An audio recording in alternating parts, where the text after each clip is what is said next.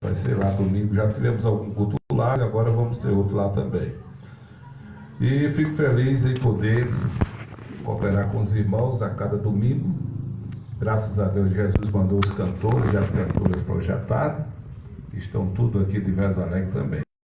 Esperamos que a igreja se desperte para os domingos à tarde sempre estarmos evangelizando e trazendo o bom ensinamento da palavra do Senhor. Quero agradecer e quero convidar os irmãos para abrir as vossas Bíblias. Serei breve, não serei mais cansativo para os irmãos, tendo em vista que as horas já chegaram e de logo mais teremos o culto. João capítulo 9, eu quero deixar somente para a meditação da igreja, dos nossos irmãos que estão aqui. João capítulo 9, que nos diz o seguinte, versículo 1 até o versículo 4. Glória a Jesus. E passando Jesus viu um homem cego de nascença, e os seus discípulos lhe perguntaram, dizendo: Rabi, quem pecou? Este ou seus pais para que nascesse cego? Jesus respondeu: nem ele pecou, nem seus pais, mas foi assim para que se manifestassem nele as obras de Deus. Convém que eu faça as obras daquele que me enviou enquanto é dia. A noite vem, quando ninguém pode trabalhar. Que Deus aplique esta palavra em cada coração. O tema deste assunto, se formos dar um título para este tema, vamos falar o seguinte: não há mais tempo a perder. Não há mais tempo a perder. O texto, irmãos, é bem conhecido e nós podemos tirar algumas razões porque não há mais tempo a perder. 5 razões nós temos nessa tarde para não perdermos mais tempo. A primeira razão que nós entendemos é que a humanidade nunca ficou tão carente de Deus como na atualidade. O sistema global, aquecimento, pestilência, tudo tem afetado a humanidade. E tudo isso sendo já conhecido dos escritores da Bíblia, que nos últimos dias, e Jesus falou em Mateus capítulo 24, das pestilências, dos terremotos, das tragédias. E os seres humanos continuam sofrendo e ficando mais difícil sobreviver no nosso globo terrestre. A primeira razão é que também é afetado não somente a questão do clima, não somente a questão do sistema global, mas também a sociedade. Nunca se falou de tanta imoralidade como nas atualidades agora também. A imoralidade tem campeado no meio da sociedade e tem devastado famílias inteiras, desfacelado de uma forma grandiosa. Então, uma das razões, não somente por causa do ecossistema que tem sido atingido, mas também pelas famílias. Fala também sobre a dificuldade da sobrevivência, aonde a violência tem aumentado a cada dia, aonde os homens livres estão presos nas suas próprias residências, e principalmente aqueles de vida livre, aqueles que não têm compromisso, estão soltos, vagando e procurando fazer o mal. Então, não há mais tempo a perder, porque Jesus está voltando a qualquer momento. E devemos levar essa mensagem todos os domingos à tarde, não somente os domingos, mas à noite e qualquer momento, porque não há mais tempo a perder. A segunda razão, porque não há mais tempo a perder, porque Jesus nos incumbiu de alimentar as pessoas. É o único povo que tem a palavra de esperança. É o único povo que tem a paz de Deus na sua vida para transmitir a paz para aqueles que estão passando por um momento crucial da sua vida. Jesus chegou certa vez para os discípulos, ele já há 3 dias pregando no monte, e aquele sermão até que chegou 3 dias, e Jesus disse: eu estou compadecido desta multidão. Chamou Filipe e alguns dos discípulos e disse: dê de comer esse povo. Ele Ele chegou e disse: não temos condições de dar de comer, não temos dinheiro, não temos condições. E é verdade, queridos irmãos, quando se fala em fazer o bem, quando se fala em fazer melhor para o próximo, nunca se pense em outra coisa a não ser condição financeira. E por causa disso, as pessoas vão enfraquecendo, as pessoas vão perdendo o rumo de vida, porque pensam que toda mola está sobre a questão financeira. A questão financeira vem, mas também passa. E uma das coisas que não pode passar é a nossa confiança naquele que cuida dos passarinhos, que cuida da natureza e cuida de todos nós. É o nosso Deus que cuida de cada um de nós. Então, nós somos incumbidos de alimentar as pessoas famintas. As pessoas se alimentam de feijão e farinha e carne, mas a alma, somente o povo de Deus que tem, porque é a palavra de Deus que alimenta as almas. A alma do ser humano. E eu entendo que tem pessoas nesta tarde escutando este culto, onde está sendo transmitido por meio desse serviço de som. Eles estão nas suas casas dizendo que tem desejo, que acham bonitos os louvores, que acham bonito as leituras da Bíblia, mas não tem força de aceitar Jesus por causa da renúncia. Eles têm que deixar a vida de pecado, têm que deixar o mundo da idolatria e aceitar-se e abraçar-se com a causa do Evangelho. As pessoas têm dificuldades, eles acham bonito, mas não tem força. Por isso que a igreja tem que levar o alimento, a igreja tem que estar nas vias, a igreja tem que estar em via pública, a igreja tem que estar nos trabalhos dizendo: Jesus te ama, Jesus tem um plano na tua vida, Jesus quer mudar a tua história. E quando aquelas pessoas estiverem aflitas, sedentas de Deus, famintas de Deus, nós devemos estar com a palavra do Evangelho. O que é que Paulo, escrevendo ao Romanos capítulo 10 e o versículo 8, ele vai dizer: a palavra está junto de ti, na tua boca e no teu coração. Essa é a palavra da fé que pregamos, glória a Jesus. A saber, se com a tua boca confessares ao Senhor Jesus e em teu coração creres que Ele ressuscitou dos mortos, serás salvo. Oh, glória a Jesus. Já pensou uma pessoa faminta de Deus ouvindo uma mensagem como essa? Uma pessoa que não tem mais perspectiva de vida e encontrar-se num culto como esse nessa tarde, o céu aberto sobre esta cidade de Damião, as pessoas serão muito mais felizes. Você quer ver uma coisa? Chega uma criança com fome na sua porta e ela chega com o semblante triste, desanimado. Quem passou fome sabe que é difícil, não tem ânimo, não tem alegria. Mas depois que você colocar um banquete, depois que você alimentar aquela criança, você sabe como é que ela vai sair? Ela vai comer e vai sair saltitante. E no mínimo que vai fazer é dizer muito obrigado. E você vê pelo semblante dele que já mudou a sua condição. Que coisa boa é quando nós levamos esta boas novas e as pessoas entregam a sua vida a Jesus. O semblante dela é transformado, o semblante dela já não é de tristeza, não, agora já é cidadão do céu e já podem dizer para os seus familiares: Jesus me salvou e vai salvar você também. Oh, glória a Deus. Então, por isso que não há mais tempo a perder, irmão César. Nós devemos estar sempre prontos. Nós olhamos a nossa condição, às vezes não somos aculturados, às vezes não somos poliglotas, somos puladores de grotas, mas somos avivados, somos alegres com Jesus. E é isso que importa, porque são esses puladores de grotas que estão dizendo: Jesus é o caminho, a verdade e a vida. Quantos podem dizer glória a Jesus nessa tarde? A terceira razão porque não mais tempo a perder, presbítero Júlio, é porque Jesus falou uma das coisas para nós, e uma responsabilidade tão grande. Ele disse: Francildo, você agora é um farol. Chegou para Rosiano: Rosiano, você agora é uma lanterna.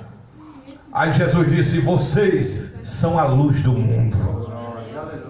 É o único povo que brilha, que não precisa de nada de artifício desse mundo, não. Porque no seu semblante ele já resplandece a glória de Jesus.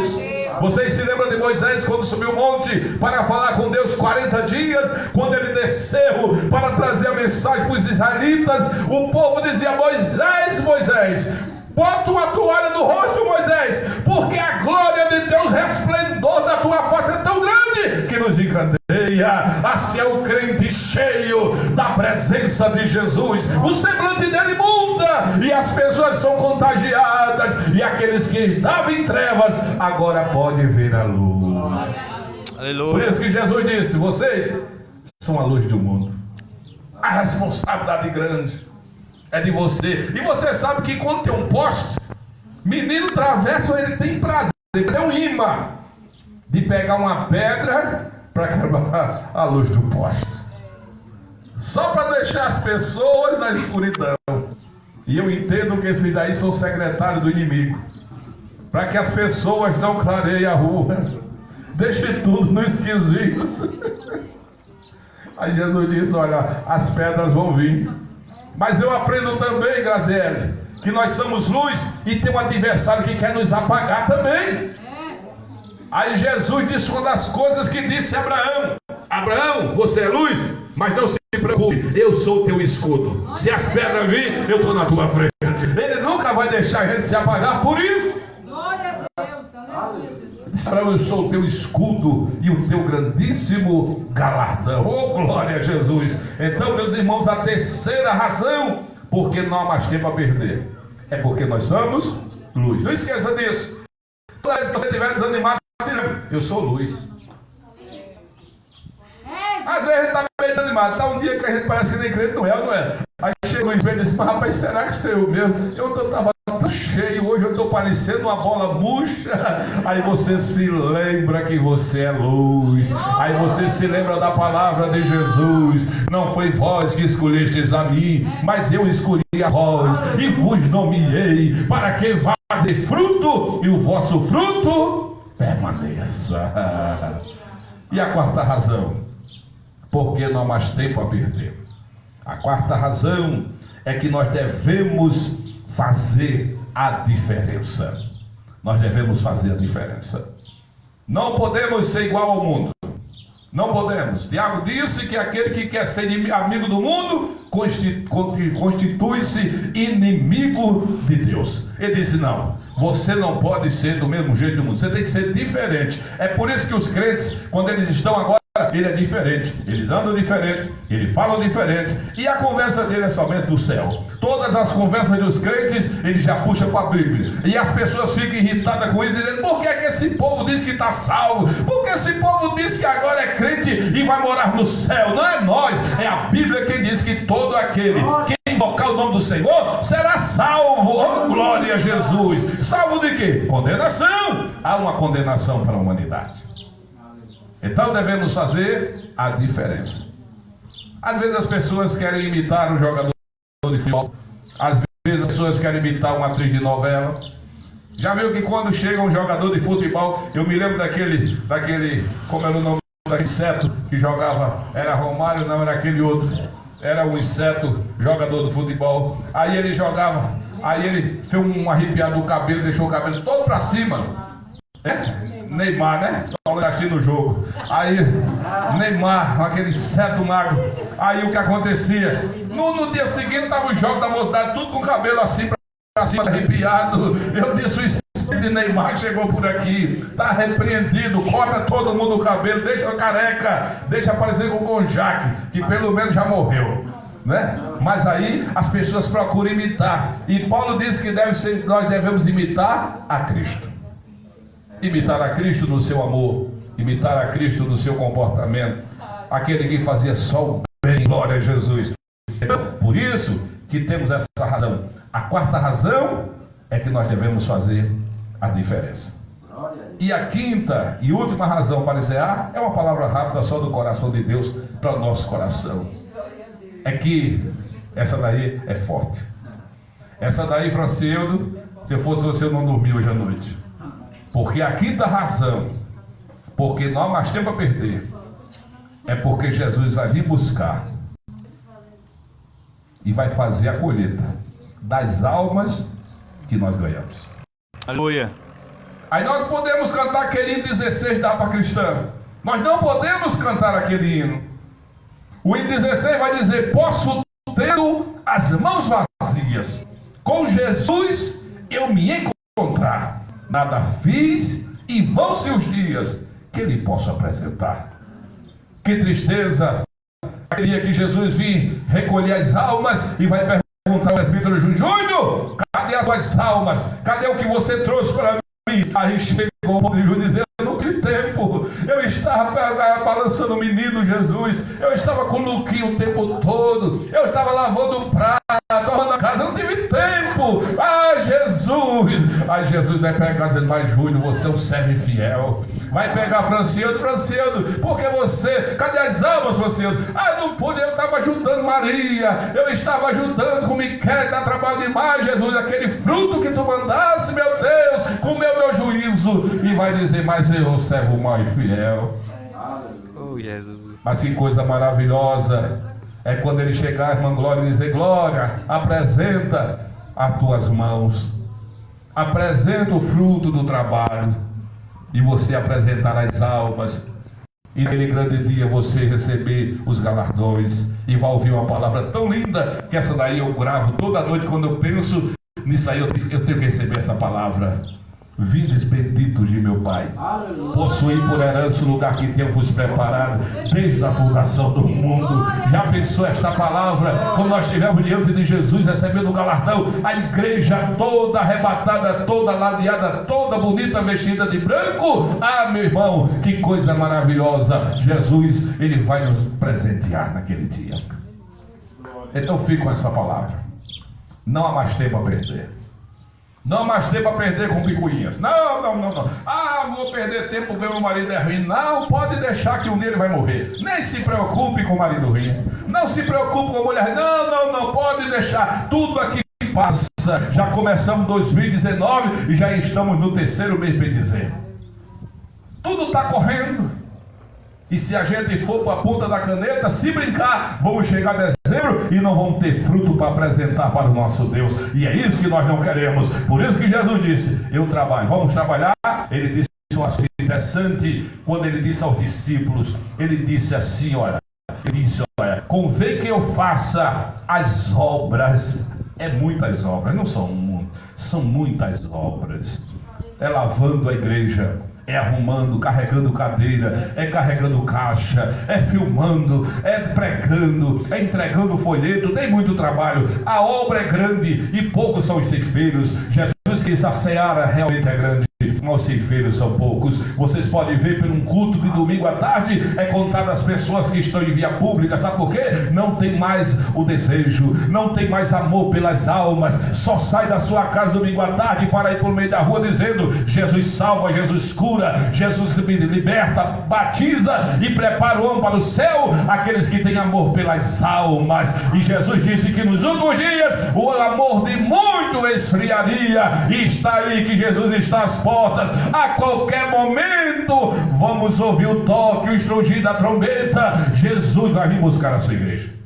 Aleluia. Guarde isso no seu coração. Não coloque nada de impedimento para fazer a obra de Deus. Não temos razão para isso. O mais ocupado era Jesus, porque tinha um céu e um universo todo para governar. Ele deixou para vir fazer homem, habitar entre os homens, porque já pensou? Eu descobri na Bíblia que as estrelas todo dia te prestam um culto a Deus. As estrelas todo dia prestam um culto a Deus. Os passarinhos de 4h30 estão prestando culto a Deus. Toda 4h30 da manhã, 4 horas, começam os pardais aí, fazendo o maior alvoroço aqui no meio da rua, prestando seu culto a Deus logo cedo. As primícias, eles estão dando as primícias, agradecendo a Deus porque escapou no decorrer da noite. E nós, como seres humanos, estávamos numa seca tremenda. Jesus manda a chuva. A sequidão campeã da crise no meio do mundo, e Jesus mandando o necessário para todos nós. Ninguém aqui deixa de comer, ninguém aqui deixa de vestir. Não, o que é isso? É o cuidar de Deus. Ele cuida das aves do céu, cuida dos jardins, dos lírios do campo. Ele cuida de tudo e cuida de mim e de você. Nessa tarde, guarda essa palavra: não há mais tempo a perder. Se Jesus voltasse agora, seus filhos já estavam certos para ir para o céu com você? Se Jesus voltasse agora, sua família subiria? Observe que pode ter parente na sua família que não é crente. Então, por causa disso, é uma preocupação. Você gosta da sua família? Ah, pastor, minha família é tudo, mas eu não quero que ele vá para o céu. Que tristeza. Minha família é tudo, mas eu não quero. Eu gosto dos meus filhos, mas eu não quero que ele vá para o céu. Eles vão ficar para sofrimento eterno. Vai ser difícil para todos nós. É por isso que nós não podemos perder tempo. Nós devemos chorar. Devemos buscar a Deus.